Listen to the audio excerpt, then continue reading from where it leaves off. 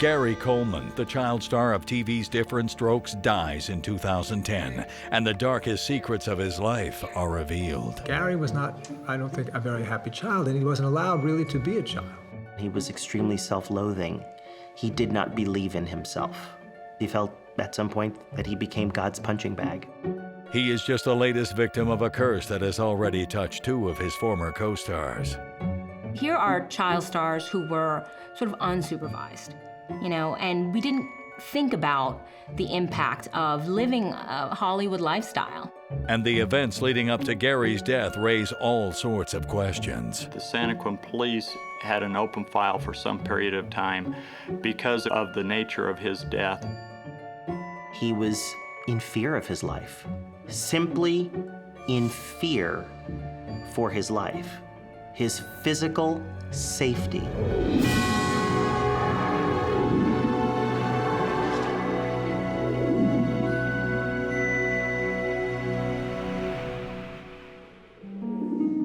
May 26, 2010, former child star Gary Coleman plunges down a flight of stairs in his Santa Quin, Utah home. In the center of the house, there was a stairwell that went up to the bedroom area. The last flight of stairs before you reached the bottom of where the kitchen floor was approximately 5 to 8 feet. Gary's wife, Shannon, is startled by the sound. Upon finding Gary, she dials 911. She said her husband fell down the stairs and he was at the bottom of the stairs bleeding. And the dispatcher was trying to tell Shannon to go to her husband's aid, put something on the wound to keep it, to control the bleeding and, keep him still until help arrived. But Shannon is initially too squeamish to follow through. She said the sight of blood would make her have a seizure, so she couldn't go anywhere near that. Shannon, who has a history of seizures, is at least able to give Gary a towel to help stop the bleeding. Gary is rushed to hospital. For now, there is still hope. He was actually conscious and talking to the emergency personnel during his transfer to the hospital. Gary's fall makes national news. He shows progress the next morning, but on May 27th, he lapses into a coma. With Gary's chances of recovery fading fast, doctors offer Shannon the option of discontinuing life support. Gary's friends and family are desperate to find out what's going on. I said to her, I need the name of the hospital because I need to get to Utah. Immediately, I'm going to get on a plane. She says, no, don't do that. Don't do that. That's just not necessary. I have to go. And the next thing I heard was a dial tone. Gary has been estranged from his parents, Willie and Sue, for over 20 years. Sue Coleman could not get in touch with his wife to find out what was going on. And she called the sheriff in Utah to go to the hospital and asked the wife to call her. But Sue is too late. Shannon authorizes hospital staff to terminate life support. Only after that does she leave messages with the Colemans and with Gary's friend Dion.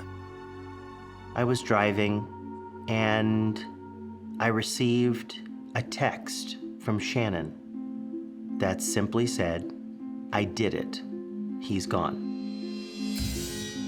Gary Coleman, age 42, dies at 12:05 p.m. on May 28, 2010 from an intracranial brain hemorrhage.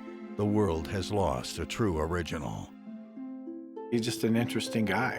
Kind of sad sometimes, and at other times real happy-go-lucky, and would go back and forth depending on the circumstances.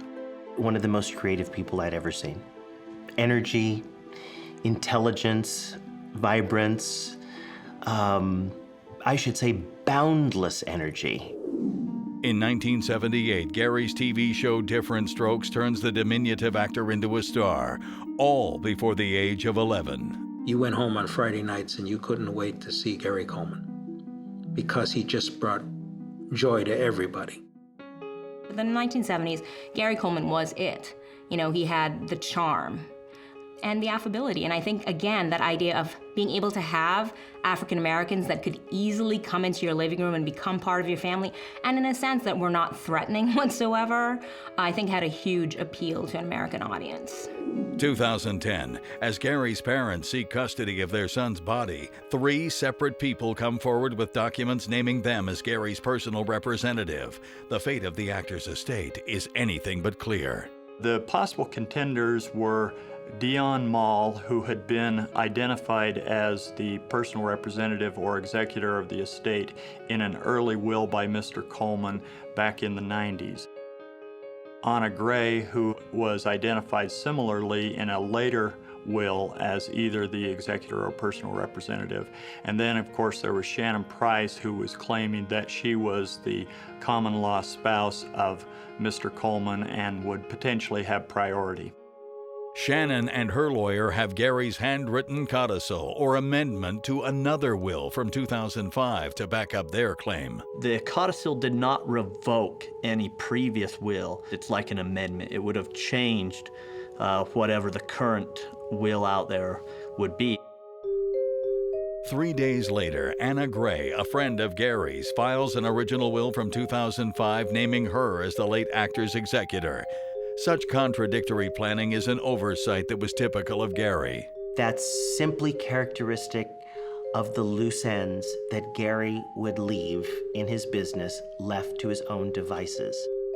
Gary's former agent, Vic Perillo, attends a memorial in Gary's native Illinois. It was very moving. Gave a speech. Minister gave a speech. Willie and Sue got up, talked. And people that were close to him got up and talked. Robert Malcolm, Gary's agent at the time of his death, organizes another memorial for Gary's friends in L.A. There were not many people, maybe 20 or 25 people, and people got up and spoke. And these were people who all had an intimate relationship with Gary. I wish more people would have shown, but for whatever reason, they couldn't make it. But it was really lovely. It was a celebration of life, not of death. Right away, some begin to question the true motives of those fighting over the late actor's estate. Very interesting what happened in Utah. You know, they all come running out there to claim the train sets belong to me, this belongs to me, I'm his, I was in the will, no, I was in the will. While others are immediately suspicious of Shannon's story. She provided me with the story that she has provided to the public and to the authorities many times, that somehow he slipped and hit his head. All by himself.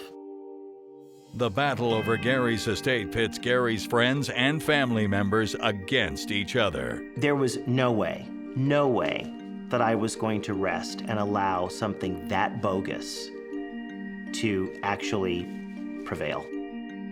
Everyone was sort of suspicious at that point in time as to who she was, how was she able to do this, was it legal for her to do it?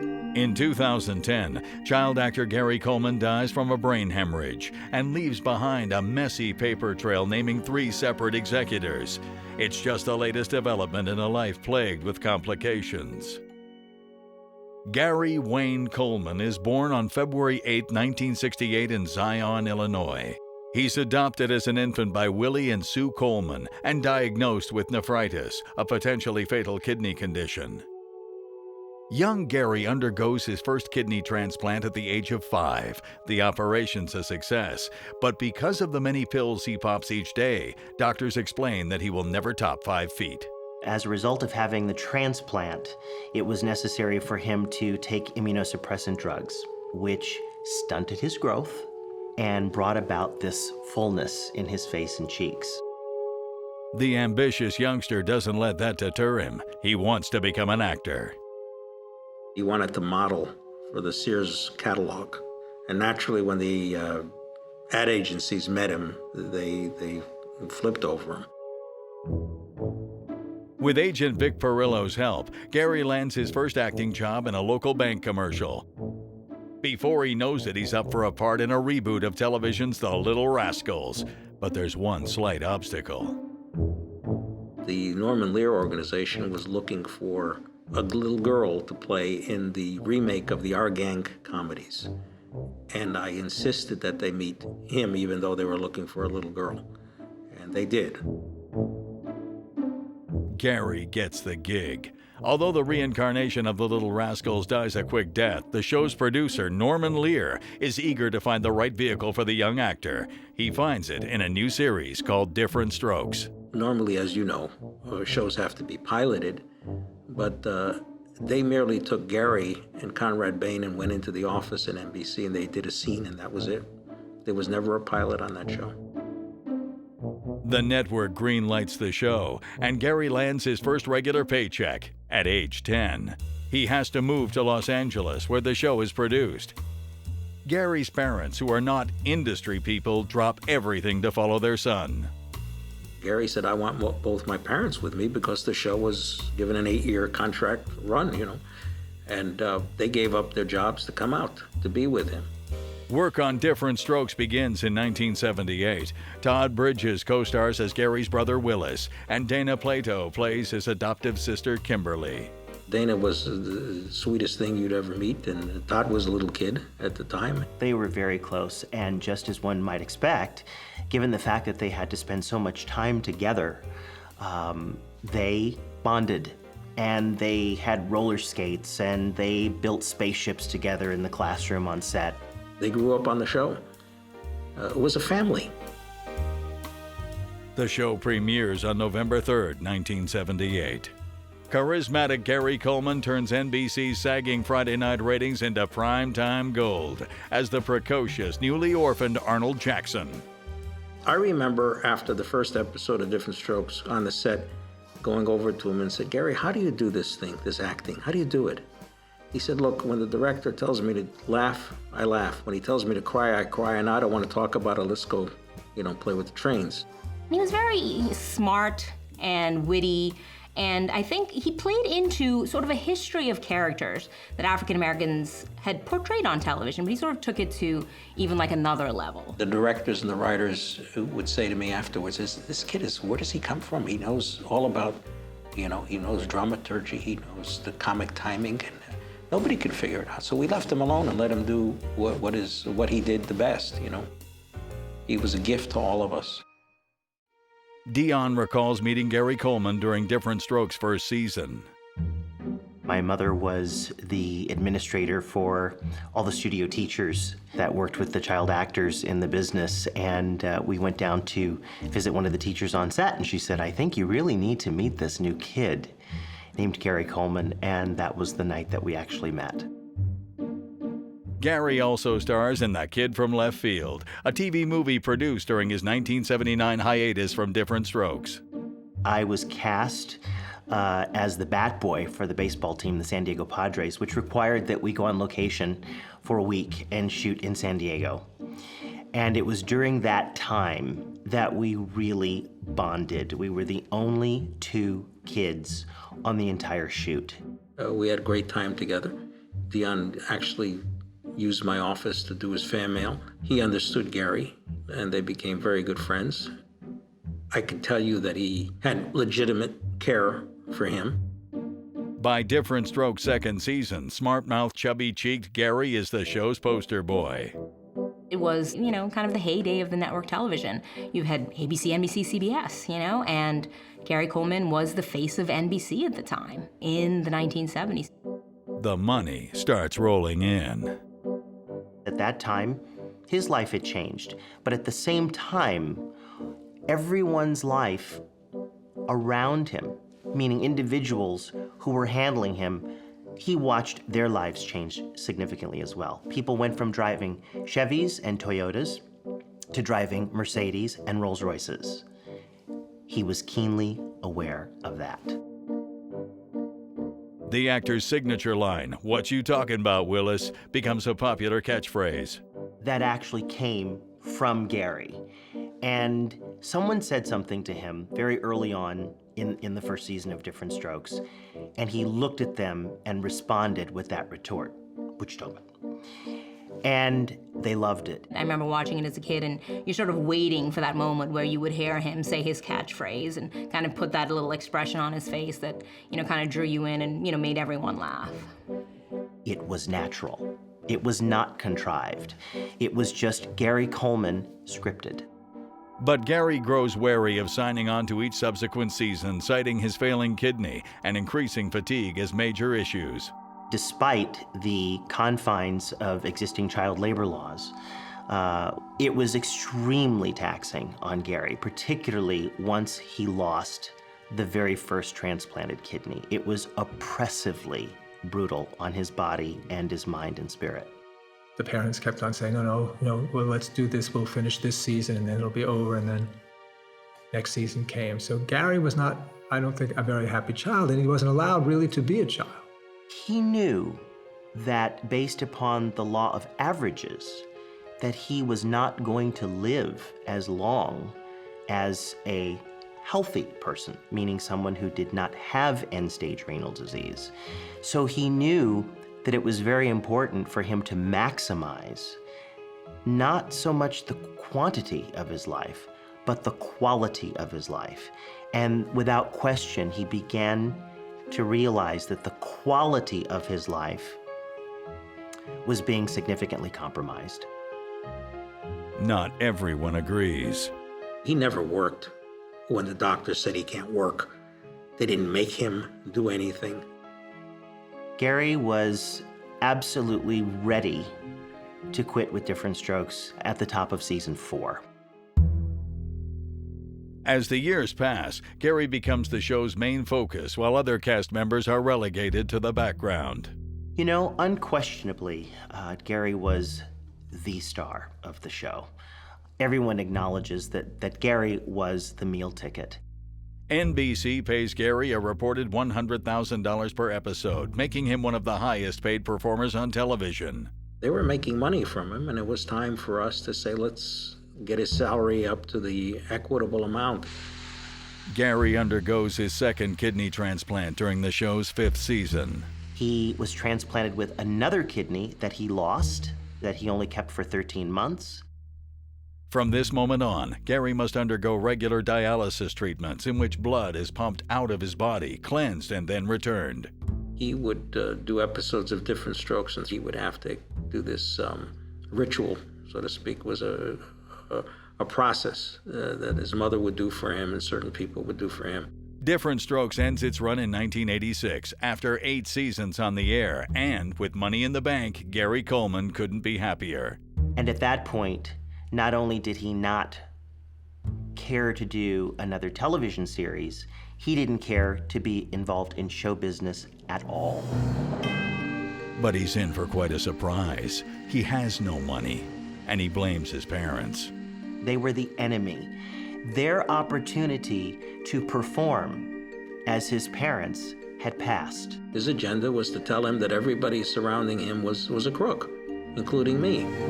Actor Gary Coleman was born with more than enough charisma to make up for his ailing kidneys, but his glory days as Arnold Jackson on TV's Different Strokes are a distant memory when he dies of a brain hemorrhage in 2010.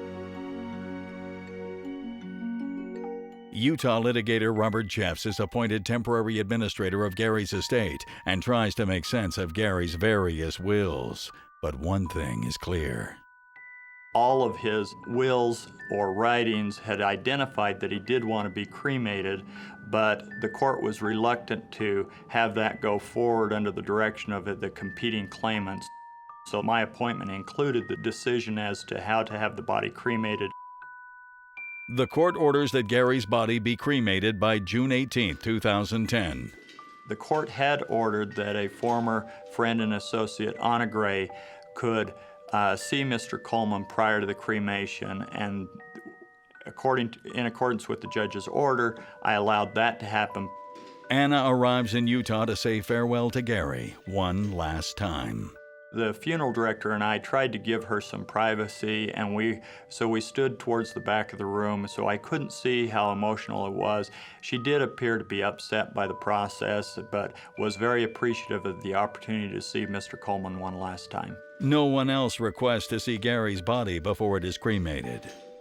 With the assistance of the mortuary, I was able to have them transfer his body to the crematorium after hours using a van rather than the normal hearse, so that we wouldn't draw any attention from the media and it could be the private ceremony that Mr. Coleman wanted to have. The cremation may have been private, but Gary has lived his entire life in the spotlight, whether he wanted to or not. Different Strokes airs its last episode on March 7, 1986. By now, Gary Coleman has spent nearly half of his life as Arnold Jackson. He's ready to move on. At age 18, Different Strokes was canceled. Gary couldn't have been happier. He felt completely liberated, completely free. And at that point, not only did he not care to do another television series, he didn't care to be involved in show business at all. His decision was to retire. The decision shocks Gary's parents and advisors. Agent Vic Perillo has 3 projects lined up for his client. Gary, who needs time to rest, turns each one of them down. He had one that he didn't even have to pilot. He had one that I developed for him that was in pre-production. And yet he came back from meetings with Mr. Meal and saying he didn't want to work anymore. I have to say that that was probably the most significant point in time when Gary really disengaged emotionally from Vic Perillo, and he began to really question the role that his parents were playing in his life, not just as managers who were supposed to be making really judicious business decisions on his behalf. But Gary is in for a surprise. He says, well, the business manager's assistant called me again and says, I'm overdrawn on this checking account. I'm rich. How could I be overdrawn on this checking account? I've got lots of money. And I said, well, Gary, maybe you really are overdrawn. Well, how could that be? I still have checks. This is the level of misunderstanding that Gary entered his adult life with. Despite having accumulated millions in earnings over the years, Gary learns that much of it has gone missing. We estimated that he made almost $20 million. And of the $20 million, 47.5% of that came right off of the top in commissions and management fees for all of the handlers. I keep hearing the figure of $18 million. I can't tell you what Gary made and what I negotiated for him, but it wasn't $18 million. Quite frankly, Gary did not understand. He was not aware of what he was paying. He had no idea of what the percentages were. Dion suggests that much of Gary's cut was mismanaged by his then business manager, but the accusation implies that others may have been involved as well. I told him about the level of betrayal from all of those individuals who were supposedly his protectors and his handlers. I told him the truth. He had an agenda. His agenda worked. His agenda was to tell him that everybody surrounding him was a crook, including me. There was 10% to his agent, 7.5% of his income paid to his attorneys for legal counsel, and 5% to his then business manager. Dion claims the largest cut, 20%, goes to Gary's parents for managing his career. When Different Strokes went off the air, they went back and resumed their employment. Why would they go back to work for 22, 23 years? Shouldn't they be living in the south of France? Gary did not perceive these people any longer as his parents. They were the enemy. Their opportunity to perform as his parents had passed. Gary parts ways with his parents and with Vic Perillo. He said, Vic, I think I want to go in a different direction. And he said, well, nobody's holding a gun to my head. Of course, I knew somebody was. Coleman's not the only Different Strokes actor to encounter problems during and after the show. Todd Bridges battles an addiction to crack cocaine in his 20s and is acquitted of the attempted murder of a Los Angeles area drug dealer in 1988. I think Different Strokes ends up being one of those sort of cautionary tales. Here are child stars who were sort of unsupervised, and we didn't think about the impact of living a Hollywood lifestyle. Bridges eventually overcomes his demons and explores his troubled past in his book, Killing Willis. Dana Plato, however, is not so fortunate. Her character, Kimberly, is written out of the show's 6th season when Plato becomes pregnant at age 19. There were times she wouldn't even show up for work. After giving birth, Plato makes a handful of return guest spots on the show, but her acting career hits a wall. She's arrested in 1991 after the armed robbery of a Las Vegas video store and dies of a prescription drug overdose in 1999. Todd Bridges and Gary Coleman are at her funeral. How do we end up with so many of these kids being on drugs and getting into such trouble after having such a successful career? The industry doesn't destroy children. You see, it's the peripheral industry. It's the people that are surrounding the stars that eventually have great influence on actors. Indeed, Gary is not immune to the perils of child stardom. Following the cancellation of Different Strokes in the mid-1980s, Gary takes a different direction and a new manager takes the helm, Dion Mial. Simply by virtue of the fact that he trusted me. Was he qualified? Absolutely not. Absolutely not. He had no business acumen. He had no knowledge. He would confer with me after we supposed to be making residuals. We mobilized to create some vehicles for him, which we did. We shot a couple of pilots. They were not picked up, but he was delighted and always kept the faith. In 1989, Gary Coleman files a $3.8 million lawsuit for misappropriated funds against his former business manager and his own parents.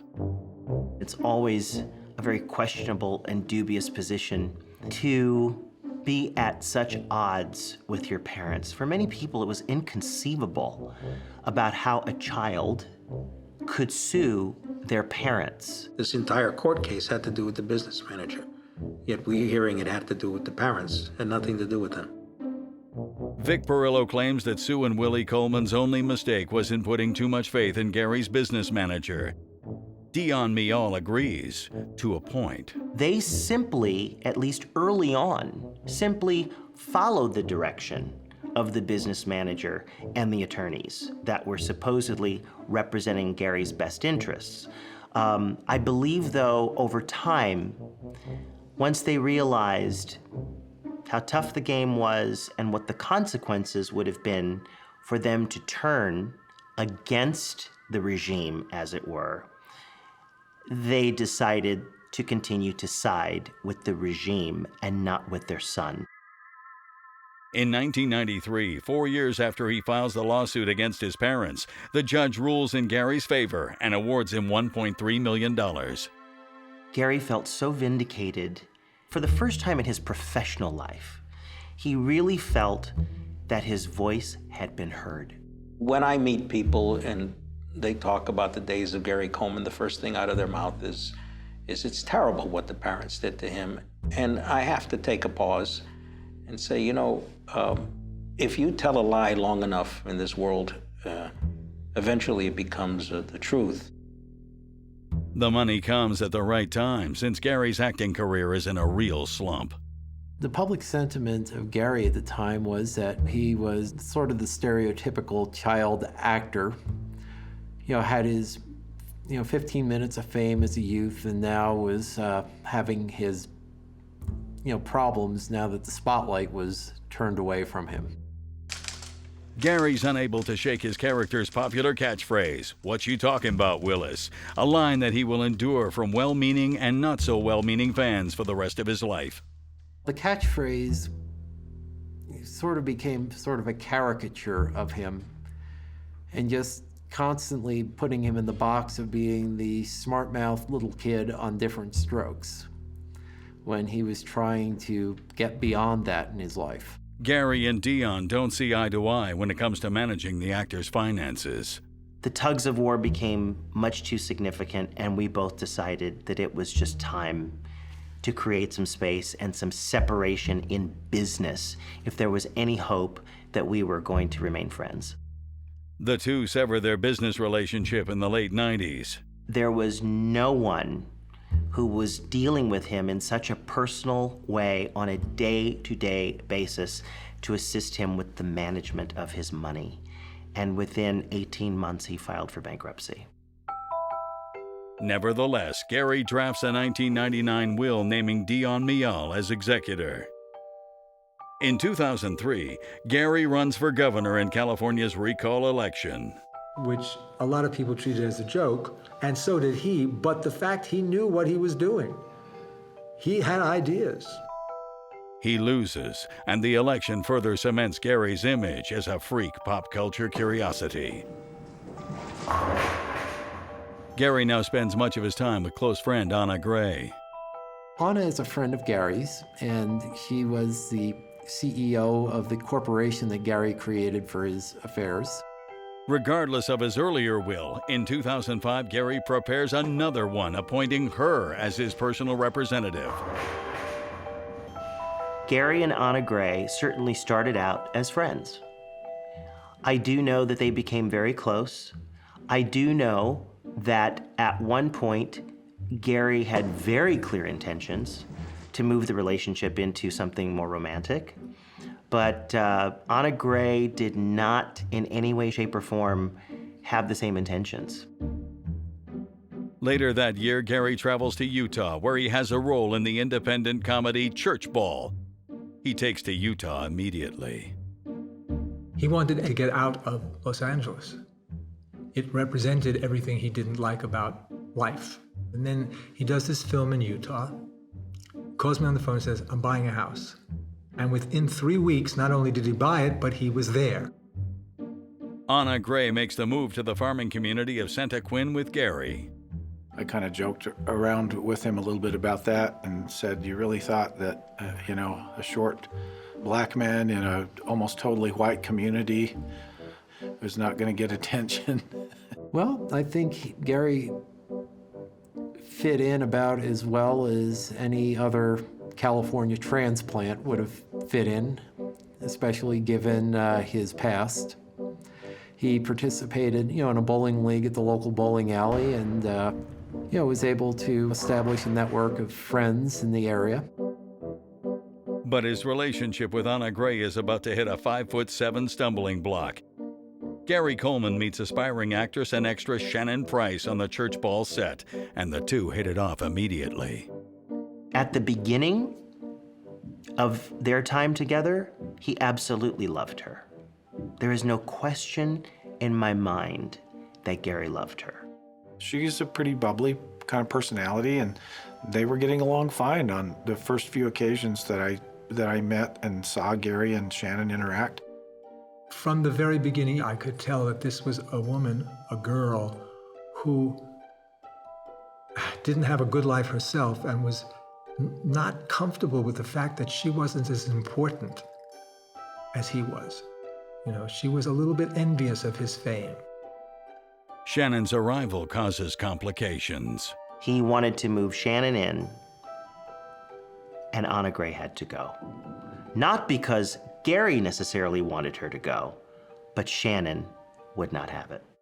I don't think Anna left without some degree of regret, because I think she loved Gary and cared about him and valued even their business relationship. And it's my understanding that she and Gary continued to communicate with one another on occasion and didn't ever really lose total contact. 2 years after meeting, Gary and Shannon get married. Gary changes his will again by adding a handwritten codicil or amendment to his 2005 will, naming Shannon as the new executor of his estate. By 2007, Gary Coleman has named 3 different executors to his estate, and none of them are aware of it. Little does he suspect that his relationship with one of them is about to take a darker turn. She treated him badly. She would yell at him, she would make fun of him. He was in fear of his life, simply in fear for his life, his physical safety. Gary Coleman hits the big time as the precocious and smart-mouthed Arnold Jackson on TV's Different Strokes, but his life after the show is plagued with misfortune. Upon his death, he leaves 3 legal documents naming 3 separate executors, and one final question: who is Gary Coleman's rightful heir? May 28, 2010. Shannon Price has just authorized the discontinuation of Gary's life support. but she hides a secret that only she and a handful of others are aware of. Throughout this time, the public believed that Shannon Price was the wife of Gary Coleman. But Shannon is, in fact, not Gary's wife. News emerges after Gary's death that he and Shannon were secretly divorced in 2008, 2 weeks shy of their first wedding anniversary. From what I understand, they kind of got in an argument one night, and they both took it a lot farther than most rational people would take it. What motivated the divorce was Gary having moments of real clarity, understanding that he had made a grave mistake, that he had committed to someone, welcomed someone into his home who certainly was not out for his good. The divorce is filed under the aliases John and Jane Doe.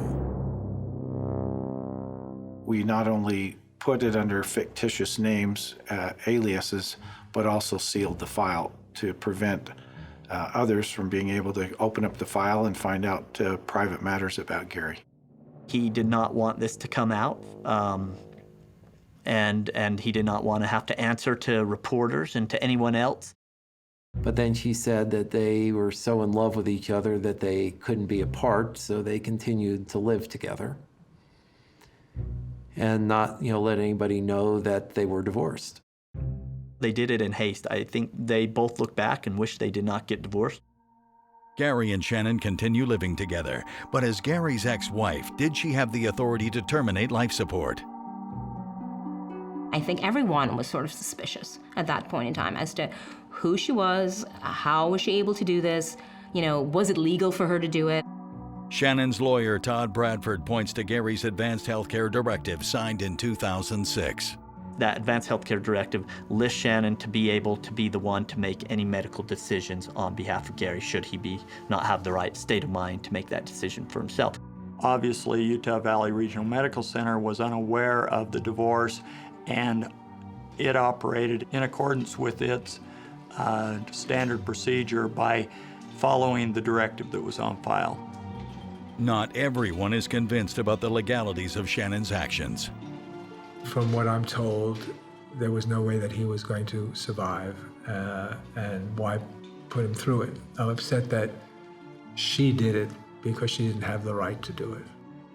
Shannon only gave that okay after consulting with multiple doctors there, after being told that he virtually would be brain dead if he would even survive at all. A spokesman for the Utah Medical Association defends the hospital's actions by claiming that a family member's wishes overpower what's written in a living will.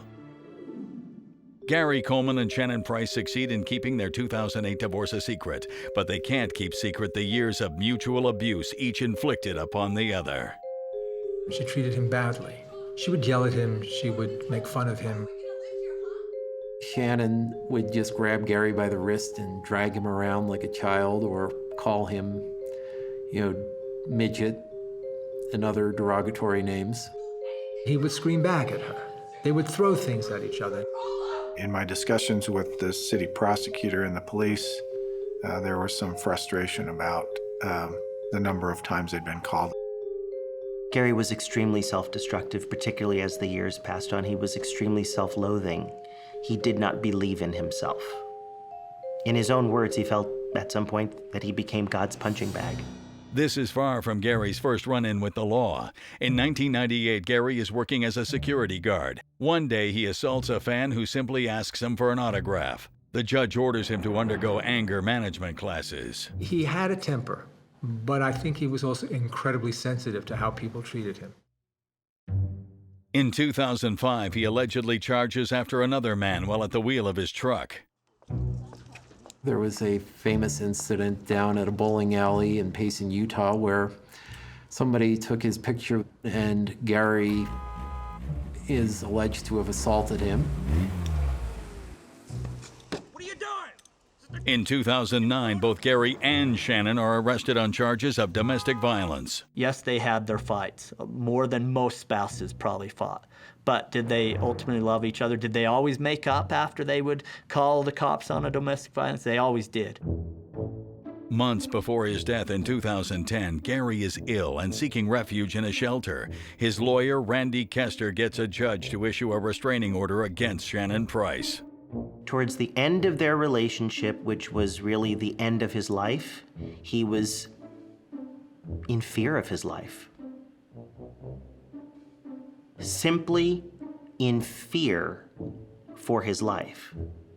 His physical safety, in fear of his life. Most other times he could pretty much defend himself. I mean, he could talk trash just like anybody else, but at that time he was not in a condition to defend himself.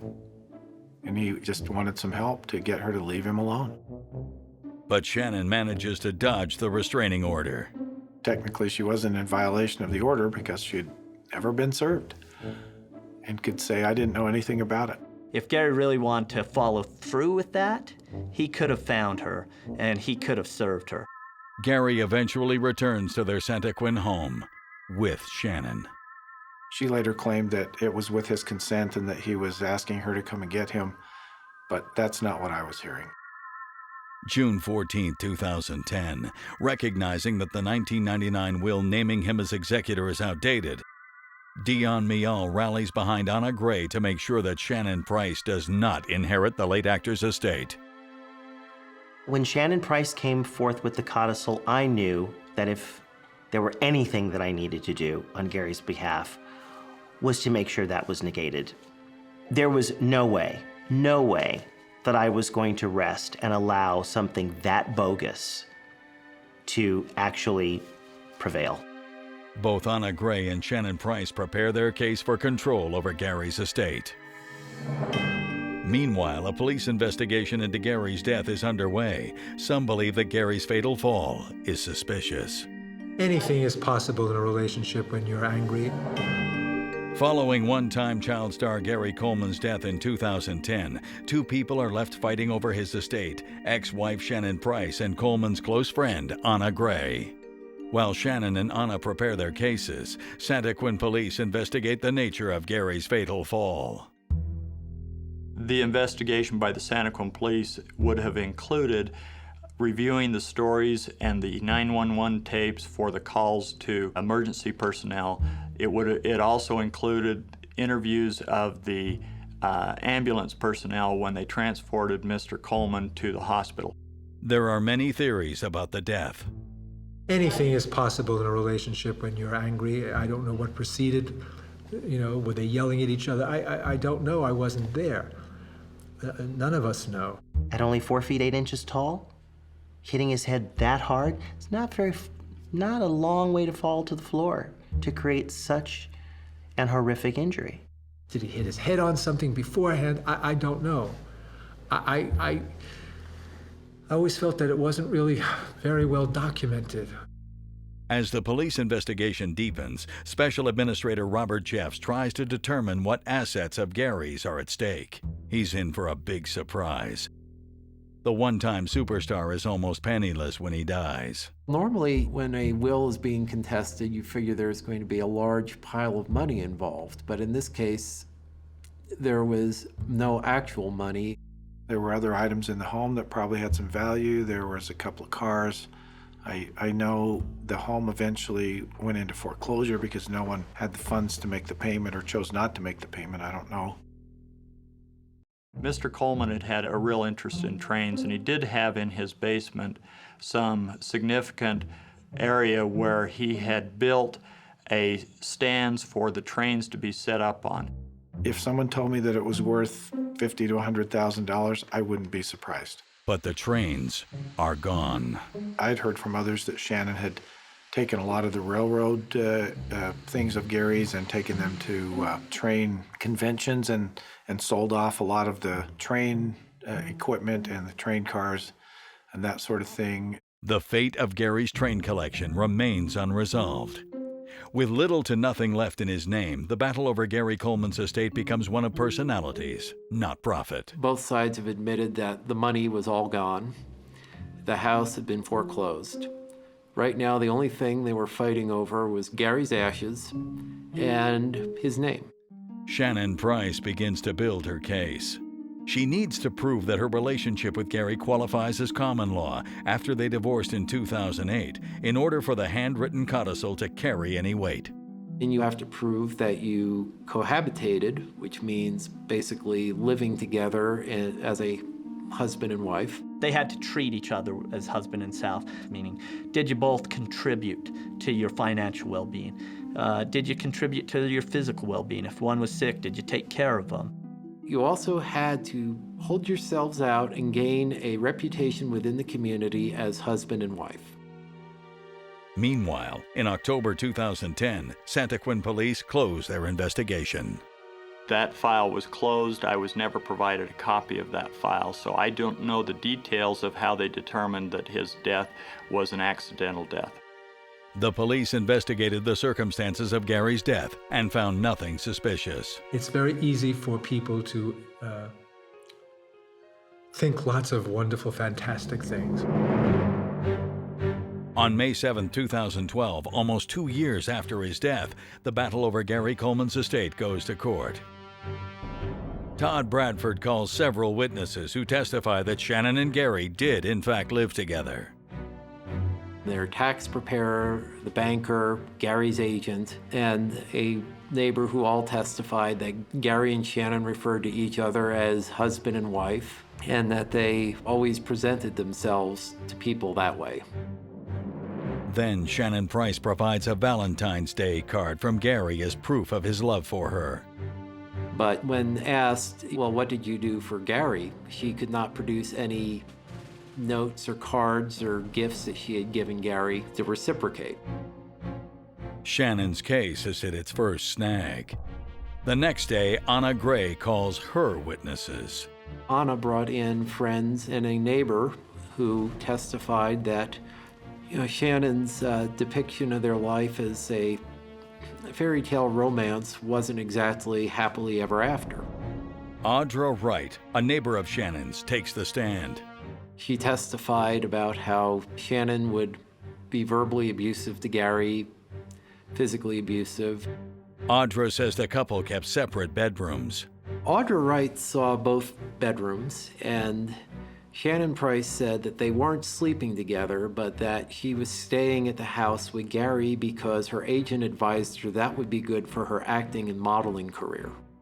But there's more. One of them testified that Shannon, while they were living together, post-divorce, but still living together, that Shannon had a boyfriend. Shannon was seen with this man acting very affectionate in a way one would expect a romantically involved couple to act. Whereas other people said Gary and Shannon did not appear to act in that type of way. Anna never attempted to subpoena him, to get a hold of him. He was never in the courtroom, never testified. I've never seen this person that these two testified about. Even more troubling is that even in death, someone is trying to profit from Gary. Pictures were taken of him while he was dying. Gary's deathbed picture appears on the cover of a tabloid newspaper in the weeks following his death. It's not known who sent out the photo. It's my understanding Shannon definitely did not approve that picture being sold or given to the magazine. While there's no proof, some allege that she made money off the sale. She made $10,000 off of that picture. On May 14, 2012, the judge announces his decision. He rules that Shannon Price's relationship with Gary Coleman does not meet the definition of common law. Gary's handwritten codicil is annulled.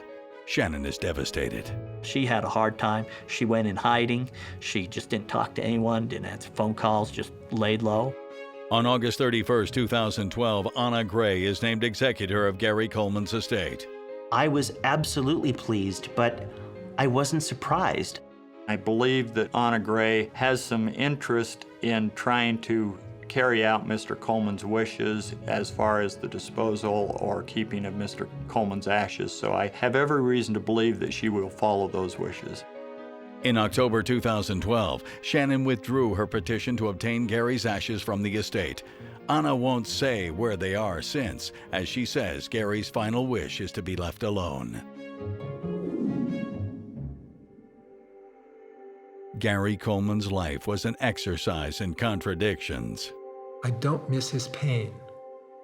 I don't miss the way he was. I wish he could have been different. I wish I could have helped him to be different. Then I think I would miss him. But the way he was, no. I feel he is out of it and he's without pain. And that's something that makes me feel okay, that he's not suffering anymore. No matter the controversies of his later years, people will always remember Gary Coleman. Great performers, you see, have this magic about them. We don't stop talking about Lucille Ball. We don't stop talking about Milton Berle. We don't stop talking about great people. We're still seeing the reruns, you see. Gary is an old soul, you know. He was sent down to this earth to entertain, and he entertained everybody.